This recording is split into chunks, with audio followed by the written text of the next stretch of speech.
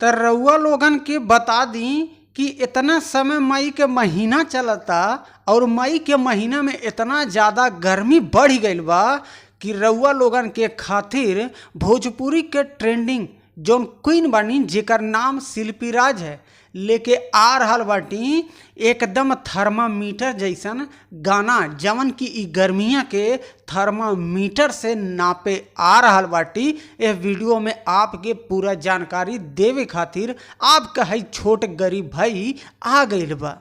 तो रउआ लोग हो जाए तैयार, काहे से भोजपुरी के ट्रेंडिंग क्वीन जेकर नाम शिल्पी राज है लेके आ रहल बानी एगो बहुत ही ब्लास्ट करे वाला गाना ए बाबू। तो रउआ लोगन के हम बता दें कि एक दिन पहले यानी कि 12 मई के ई गानवा के टीजर लॉन्च कैल गई है और अभी तक वो टीजर वाली वीडियो पर 1,26,000 प्लस देख रहा बाने पब्लिक। तो है पोस्टरवा रउआ लोगन देख ली पहले।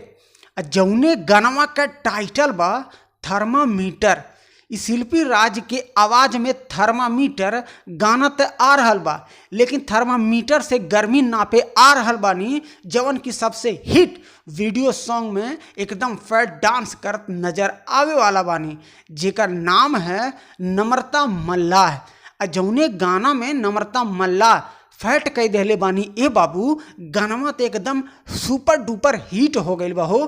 तो यहू गानवा में एकदम तहलका मचा दी हैं। तो रउआ लोगन तैयार रही जा, कहीं से बहुत जल्द ई गानवा के फुल जानकारी अभी तक ले आपके है छोट के भाई के पास ना आयल बा। तो हो सकला कि 14 मई के भोरे भोरे ई गानवा के लॉन्च कई दिहल जाए। और जब भी गानवा के लॉन्च कैल जाई टी सीरीज हमार भोजपुरी यूट्यूब चैनल बा और वही पे टीजरवो लॉन्च हो गई बा और वीडियो भी वही पे लॉन्च होवे करी। और जेकर राइटर हैं गानवा के विजय चौहान जी और म्यूजिक देले बाटे भैया अजय सिंह एजे जी, गानवा में म्यूजिक देले बाटे।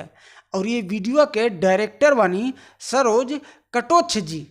तो रउआ लोगन एकदम तैयार हो जाए, काहे से भोजपुरी के ट्रेंडिंग क्वीन थर्मामीटर लेके आ रहल बानी एकदम भोजपुरी में ब्लास्ट करे के खातिर।